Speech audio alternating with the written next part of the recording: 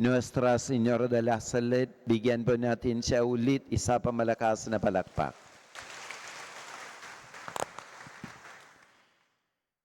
Mga kapatid, since dumating na ang mga misyonero ng Nuestra Señora de la Salud dito sa ating parokya na Santo Niño de Congreso Parish 2008. Kada taon, nagdiriwang po tayo itong kapistahan. Isang dakilang kapistahan para sa amin, para sa atin. Dahil mga kapatid, katulad na narinig po natin dito sa Ebanghelyo, ang Panginoong Jesus nandiyan sa Kalbaryo, sa tabi ng cross niya, nakita niya ang kaniyang ina at ang kaniyang minahal na alagad na si Juan. Katulad na narinig po natin dito sa Ebanghelyo, sinabi ng Panginoon sa kaniyang ina, "Ginang, narito ang iyong anak." At sinabi din siya sa alagad, "Narito ang iyong ina."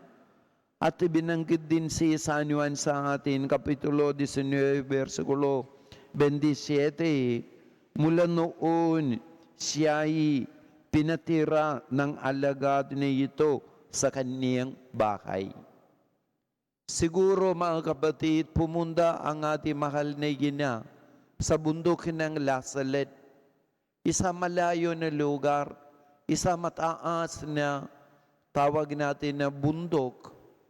Walang-wala, doon pumunta siya sa itong dalawang bata na parang batang yagit. Walang aral, walang alam.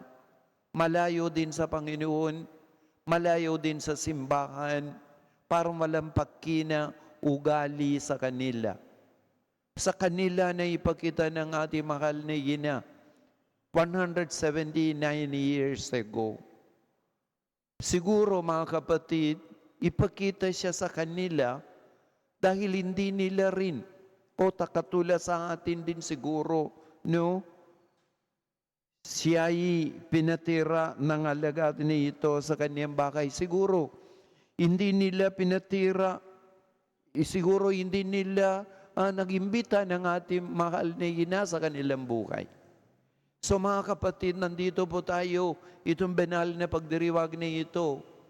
Dahil ang mga bagay na nangyari 179 years ago, doon sa bundok ng Lasalet na po.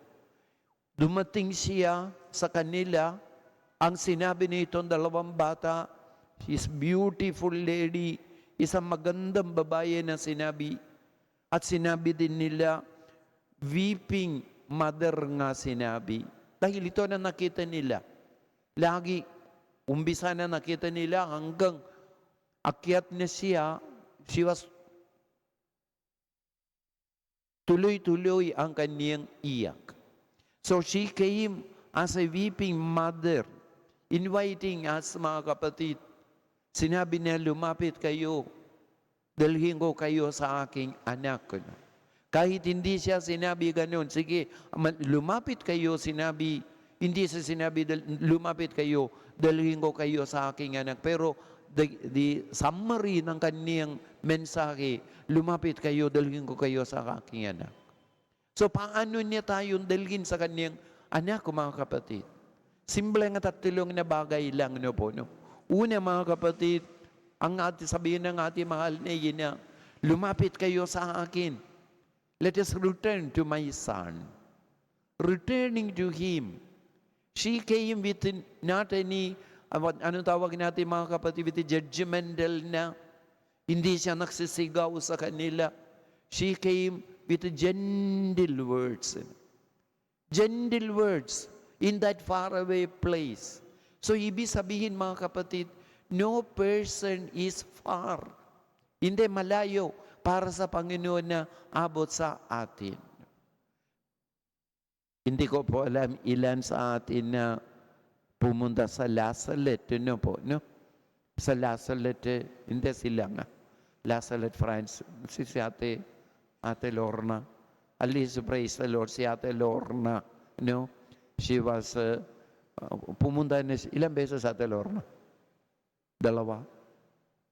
1? Very good. Now, kung tanong ninyo sa kanya, magkwento tungkol sa Lasalet, sigurado, madaldal siya. Mga kapatid, kung pupunta tayo sa Lasalet, parang nandyan tayo sa langit. Parang ayaw natin na umalis doon. Ito marami mga tao na sinabi sa akin. Ganun din mga kapatid, awa ng Diyos, dahil bilang isang pari, talagang pasasalamat ako sa ating mahal na Yina. Tinawag niya ako bilang isang bahagi ng mga misyonero. 2 beses na unang pumunta ako, 1994, meron kami formation doon na 1.5 buwan. At huli na pumunta ako 2018. Talagang masaya po ako dahil I was accompanying isang matandang pari, si Father Efren Musni. And I was able to go there. Parang ayaw ko na umalis doon. Talaga may magnet nga. She wants to keep us there. Dahil gusto niya, lahat tayo mga kapatid, balik sa kanyang anak. Ito ang dahilan na pumunta siya doon sa Lasalet. Kahit pumunta siya doon, ang buhay ng itong visionary, si Maximin at si Melanie, kung tingnan natin ang buhay nila, failure after failure. Ang buhay nila hindi katulad si San Bernadette Subiru nandyan sa Lourdes. Hindi rin katulad sa buhay ni Sister Santa Lucia nandyan sa Fatima. Talagang failure talaga. Failure. Sabihin ng Panginoon mga kapatid, kahit ipakita ng ating mahal na Ina sa inyo, please return to me. Ito rin sabihin ng Panginoon. Alam niyo dati Maximin, subukan siya marami, pumasok siya sa seminary, walang nangyari. Nag-aaral siya dahil sa tulong ng mga tao. Talagang mahirap na sila eh. Pati si San Juan Vianney, tulungan din sa kanya. At eventually, pumasok siya bilang sundalo ni Santo Papa, Swiss Guard. Hindi matagal. Then pumunta siya sa Paris upang mag-aral ng medisina. Wala rin nangyari. Then bumalik siya sa kanilang bayan ng Cor, ang pangalan ng lugar nila, baba ng bundok. May isang businessman, sinabi niya, Maximin, sikat ka, marami mga tao na alam. Dahil sa iyo, sikat ng Lasalet, sige, umpisa na natin isang brewery. Alak. At sinabi nitong lalaki kay si Maximin, bigyan kitang pera, Maximin. Just na nandyan lang ang bungka mo at bundok ng Lasalet, tama na. Dahil marami mga herbs doon mga kapatid, sa bundok. Marami mga, dati lalaki, talaga he gathered lahat ng mga itong tawag natin na herbs doon sa mga bundok. Then he started to brew. Ang sarap. Pero hanggang ngayon nandyan pa rin ang itong brewery. Pero wala siyang binigay kay si Maxine. Talaga sinabi ni Maxine, parang tanga-tanga ako. Every year, mga kapatid, pupunta siya sa September 19, kahit anong lugar ni siya. He saw to it that he will be at the Lasalle to talk to the pilgrims. And he was telling them the message that our Blessed Mother left with to them.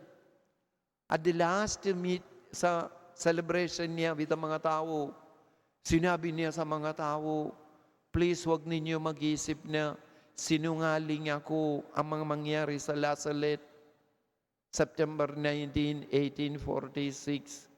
Kung tingnan ninyo ang buhay ko, failure nga, walang nangyari, palpak ang ating buhay, walang kwentang tao nga to ako, pero ang ating mahal na Ina, she left me as I am.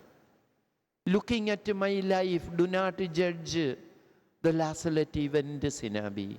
Tingnan niyo mga kapatid, kahit mag-celebrate tayo, yung banal na pagdiriwag ng kaniyang apparition anniversary, mga kapatid, kung hindi tayo balik sa Panginoon, ito rin sabihin ng ating mahal na ina, halika, dalhin ko kayo sa aking anak. Pangalawa na mensahe ng ating mahal na ina, mga kapatid, sabihin niya sa atin, pakikipagkasundo, po. Reconcile with one another. Reconcile with God. Reconcile with yourself, sabihin niya. Reconcile with this nature. Bakit, mga kapatid? There are so many corruption. Di ba po? Ang mga tao, alam natin, we always read it and see it in the TV. Di ba po? Ang mga bagay nangyari, itong baka-baka, Ghost Project ba? Flood, Kuya Jerry, flood project, darating na linggo, habang tayo, mga kapatid, motorcade dito, sana iba sa atin na pupunta sana dyan sa People Power Monument sa EDSA, upang kasama din tayo ang mga tao na nagsigaw. Kailangan tayo, di ba ang pera ng bayan, di ba mga kapatid, pakikipagkasundo, di ba Ito rin sinabi ni San Pablo, ito mga Kristiyano daga Corinto, di ba narinig po natin pangalawa na sulat niya, Kapitulo 5, versikulo 20, sinabi, pakipagkasundo kayo sa Diyos. Be reconciled with God. Ito ang kalooban ng ating mahal na ina. Sana lahat po tayo, mga kapatid, credible na ambassadors of reconciliation. To show people through our own life, pakikipagkasundo. Kanina, kundi milagro na nangyari sa akin. Dahil meron na kami isang pari na pansin ko, talagang malayo ang kalooban niya sa akin. Kaninang umaga, bago misa, parang gusto kong lumapit sa kanya, pero takot ako, mamaya siguro parang siguro ayawin niya. So hindi na ako, then during the kiss of peace, sinabi ko sa sarili ko, kung tingin siya sa akin, that is the sign from our Blessed Mother. Nakikipagkasundo kami dalawa. Praise the Lord, She had kiss of peace nga, tingin siya sa likod ako. Tingin siya sa likod. Kanino siyang tingin? Tingin siya diretso sa aking mukha. Sabi ko, Father, peace po. Ang saya-saya. Ang sarap-sarap. Tingnan niyo mga kapatid, talagang kung gusto natin she will make lahat ng mga paraan na, bakit ba? May kapayapaan, di ba Ang sarap, ang buhay, di ba po? Ayaw niya na tayo na mag-aaway-away. Gusto niya lagi maging masaya. Po mga kapatid? Ito rin sabihin ng ating mahal na ina sa atin, be reconciled. Reconciled with God. Reconcile with ourselves. Reconcile with one another. Reconcile with the nature. Kung tayo, mga kapatid, if we return to God, then we reconcile to God, and then sabihin niya sa atin, then you will be a renewed person. Ano narinig po natin unang pagbasa, mga kapatid? That the covenant God made with Noah. God destroyed everything, pero God recreated it, di ba po? And God wants to recreate again through us. Kung tayong lahat, mga kapatid, ay renewed na tao. Katulad na narinig po natin dito sa Ebanghelyo, kahit nandyan ang Panginoon sa bundok ng Kalbaryo, mga kapatid, laging ang kanyang isip, tayo lang po. Narito ang iyong ina. Narito ang iyong anak. mga kapatid, tayo, mga anak ng ating mahal na ina, siya ang ating ina. Pumunta siya sa Nazareth 179 years ago with that tears in her eyes, with the pain in her heart, to bring us all to her Son, upang lahat tayo, mga alagad niyang na pagbabago na alagad. Amen? Amen? Bigyan natin siya ulit. Isa pa malakas na palakpak. Magsitayo po tayo. Sumasambalata